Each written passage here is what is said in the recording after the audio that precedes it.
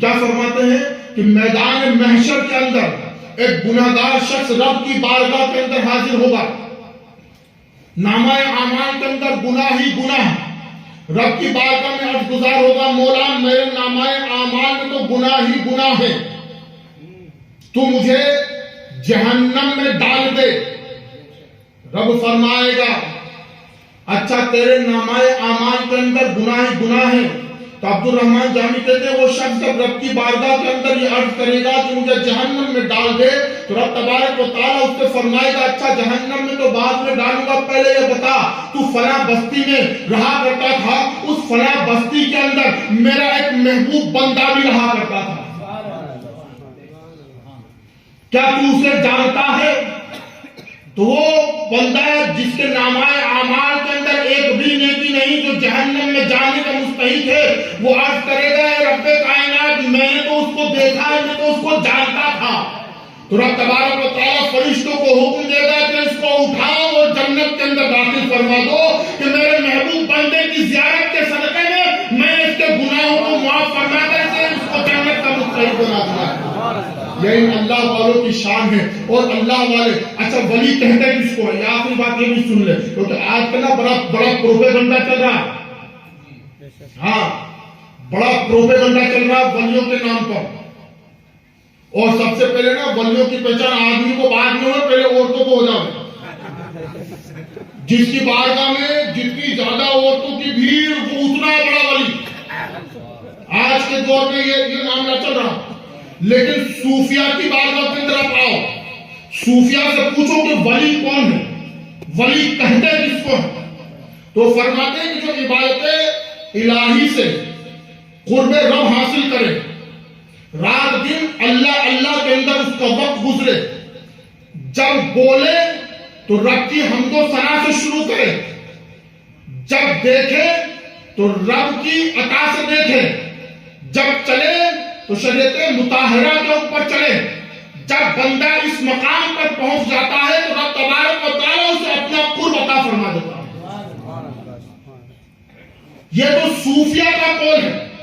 عارفین کی بارگاہ کے اندر آؤ، عارفین سے پوچھا گیا عارفین تم بتاؤ کہ اللہ کا ولی کون ہے، تو عارفین کہتے ہیں ان کے نزدیک اللہ کا ولی وہ ہے کہ جس کے عقیدے درست ہو، جس کے عقیدے درست ہو اور جو شریعت کا پابند ہو۔ اور آؤ رسول اللہ کے چچا کی بارگاہ میں آؤ، تفسیر ابن عباس کے مصنف حضرت عباس رضی اللہ تعالی عنہ، ان سے پوچھا گیا آپ ولی کہتے کس کو، ذرا یہ تو بتائیں، تو آپ ارشاد فرماتے ہیں کہ جس کو دیکھ کر کے تمہیں خدا کی یاد آ جائے وہ اللہ، جس کو دیکھ کر کے تمہیں اللہ کی یاد آ جائے وہ اللہ کا ولی۔ ثنا اللہ پانی پتی رحمت اللہ تعالی علیہ سے کسی نے پوچھا آپ بتائیں آپ کے نزدیک اللہ کا ولی کون ہے، تو آپ ارشاد فرماتے ہیں کہ جو دن رات رب کی یاد کے اندر مستغرق رہے وہ اللہ کا ولی ہے۔ اور علماء اکرام سے پوچھا گیا کہ آپ بتائیں کہ آپ کے نزدیک اللہ کا ولی کون ہے، تو علماء اکرام فرماتے ہیں جو اللہ کی محبت کے خاطر کسی سے دوستی کرے اور اللہ کی محبت کے خاطر کسی سے دشمنی کرے، غرض کے اس کا ہر ایک کام اللہ کی رضا کے لیے ہو، اور میں فرماتے ہیں وہ اللہ کا ولی ہے، وہ اللہ کا ولی ہے۔ آج ہم نے اپنے حساب سے ولیوں کی ڈیفینیشن گڑھ لی، ہاں جس نے جتنے رنگین کپڑے پہن لیے وہ اتنا بڑا ولی، جس نے جتنی زیادہ انگوٹھیاں پہن لی وہ اتنا بڑا اللہ کا ولی، چاہے نماز ایک وقت کی پڑھ رہا ہے نا، سید الطائفہ، چاہے سنتوں کا کتنا بڑا نقصان کرنے والا، چاہے کسی ایک سنت کے اوپر وہ عمل نہیں کر رہا ہے نا، جو جتنا بڑا سنتوں کو چھوڑنے والا، آج کے دور میں ہم اس کو اتنا بڑا ولی مان رہے ہیں نا، ہم دیکھیے اللہ ماشاء اللہ بات ہے، یاد رکھیے گا آج کے دور میں جو جتنا بڑا سنتوں کا چھوڑنے والا ہم اس کو اتنا بڑا ولی مانتے ہیں۔ لوگ یہاں تک کہتے ہیں کہ نماز کا وقت ہو تو ہماری نماز تو مدینہ میں ہو رہی، یار غوث اعظم سے بڑھ کر کے ہو کیا ہے، سرکار غریب نواز سے بڑھ کر کے ہو کیا، ان کی تاریخ ہم نے اٹھا کر ان بزرگوں سے بڑھ کر کے ہو کیا ہے، ہم نے ان کی تاریخوں کو اٹھا کر کے دیکھا، ان کی سوانح حیاتوں کو دیکھا، ہم نے ان کی کچھ سوانح حیات اٹھا کر کے دیکھی تو ہم نے یہ جملہ تو کہیں نہیں پایا کہ نماز کا وقت ہو اور یہ کہتے نظر آئے کہ ہماری نماز تو مدینہ میں ہو رہی ہے۔ دنیا نے ان کو یہی نماز پڑھتے ہوئے دیکھا، یہی اللہ اللہ کرتے ہوئے دیکھا، ذکر و اذکار کرتے ہوئے دیکھا، خاموشی اختیار کرتے ہوئے دیکھا ہے۔ سید الطائفہ جنید بغدادی، آؤ ایک آخری بات کہہ کے ختم کریں۔ اللہ کا ولی دور حاضرہ کا جنید بغدادی اپنے مریدوں کے ساتھ بیٹھے ہوئے، یہ تصوف کی باتیں ہیں، اوپر سے تو نہیں جا رہی، ہنسی مذاق بھی تھوڑی سی ہوئی کیونکہ وقت ہو گئے۔ بغدادی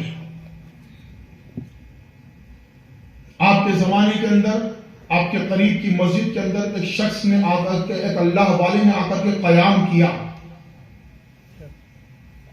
تو سارے طائف کے لوگ جو ہیں ان کی زیارت کے لیے جاتے۔ تو جنید بغدادی اپنے مریدوں کے ساتھ بیٹھے ہوئے، مریدوں نے جنید بغدادی کی بارگاہ میں عرض کیا کہ حضور والا بڑا اللہ والا ہے، بڑا چرچا ہو رہا ہے، چلیں اپن بھی ان کی زیارت کے لیے چلیں۔ تو جنید بغدادی نے پہلے تو انکار کر دیا، بولے کہاں ضرورت آ رہی ہے، نہیں اللہ اللہ کرو، ہے نا؟ مطلب اپنے سامنے اپنا پیر بڑے مقام و مرتبے والا موجود ہو تو یہ عوام کے اندر کوئی لمبا تھوڑا جبے کپے والا آ جائے تو وہ ادھر وہاں بھیڑ لگائیں گے بھاگ کے جا کر، ارے بھیا یہیں مل جائے گا۔ ہاں یہ طریقے، ہاں فیض حاصل کرنے کی نیت سے جا سکتے ہو، ہاں کیونکہ ہر بارگاہ سے فیض ملتا ہے۔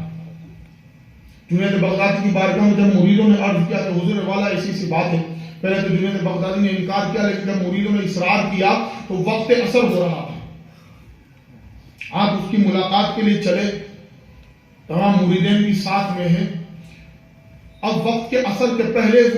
جب مسجد میں داخل ہو رہے تھے، مسجد کے گیٹ میں پہنچے، مسجد کے صحن میں پہنچے تو لوگوں نے بتایا کہ حضور والا وہ اللہ والا ہے۔ جب دیکھا کہ یہ اللہ کا ولی ہے، جب جنید بغدادی نے دیکھا تو وہ مسجد کے اندر داخل ہو رہے تھے تو جنید بغدادی نے کہا کہ واپس چلو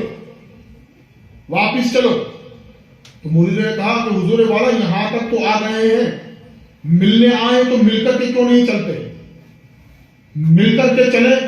ملاقات کر لیتے ہیں، غرض کیا ہے؟ جنید بغدادی نے ارشاد فرمایا کہ جس کو نبی کی سنتوں کا خیال نہیں، ہمیں اس سے ملنے کی حاجت نہیں۔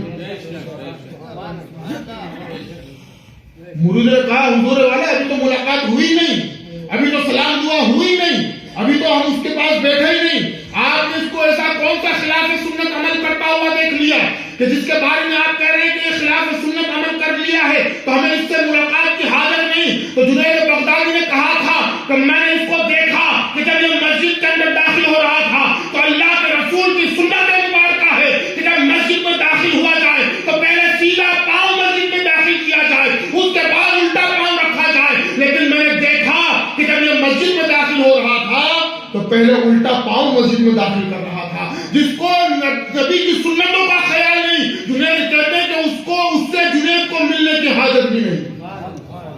یہ وہ اکابرین ہیں۔ ایک شخص سرکار جنید بغدادی کی بارگاہ میں مرید ہونے کے لیے آیا تھا، کئی سال بیت گئے جنید بغدادی کی خدمت کرتے کرتے کرتے، جب کئی سال بیت گئے تو جانے لگا، رخصت ہونے لگا۔ جنید بغدادی نے پوچھا بھائی تو آیا کس لیے تھا، ذرا یہ تو بتا۔ کہنے لگا حضور والا میں تو مرید ہونے کے لیے آیا تھا، لیکن میں نے اتنے سال آپ کی خدمت کری، میرے سال برباد ہو گئے۔ جنید بغدادی نے کہا کیسے برباد ہو گئے، ذرا یہ تو بتا۔ تو اس شخص آنے والے نے کہا تھا کہ میری نیت یہ تھی کہ میں جس دن میں نے آپ کا بڑا نام سنا تھا اور نیت یہ تھی کہ جس دن آپ کے ہاتھ سے کوئی کرامت دیکھوں گا میں اسی دن آپ کے ہاتھ پر مرید ہو جاؤں گا۔ آج کل یہ بھی چل رہا نا، کرامت دکھے تو مرید ہو۔ اب جنید بغدادی نے کرامت کس کو کہا، کرامت کس کو کہا؟ جنید بغدادی نے ارشاد فرمایا، اس آدمی سے ایک ہی سوال کیا اور ارشاد فرمایا ذرا یہ بتا تو اتنے سال میری خدمت کے اندر رہا، کیا تو نے میرا کوئی عمل نبی کی سنت کے خلاف دیکھا؟ اس آنے والے نے کہا کہ جنید بغدادی میں گواہی دیتا ہوں کہ میں جب سے آپ کی بارگاہ کے اندر آیا ہوں میں نے آپ کا کوئی بھی عمل نبی کی سنت کے خلاف نہیں دیکھا۔ تو جنید بغدادی نے کہا تھا اب ذرا یہ بتا اس سے بھی بڑی اور کوئی کرامت ہو سکتی ہے کہ کبھی نبی کی سنت کے خلاف میں نے کوئی کام نہیں کیا، اتنا سنت مرید بن گیا. یہ ولیوں کی پہچان ہے, یہ ولیوں کی پہچان ہے. اللہ والوں سے محبت رکھو, یہ محبتیں دنیا میں بھی کام میں دیتی ہے, یہ محبتیں آخرت میں بھی کام دے گی, چاہے کوئی کچھ بھی کہے, ہے نا. ہم دنیا اکٹھا ہو جاتے ہیں, ہم دنیا اکٹھا ہو جاتے ہیں, ہم دنیا اکٹھا ہو جاتے ہیں, یہ رب کی عطا ہے.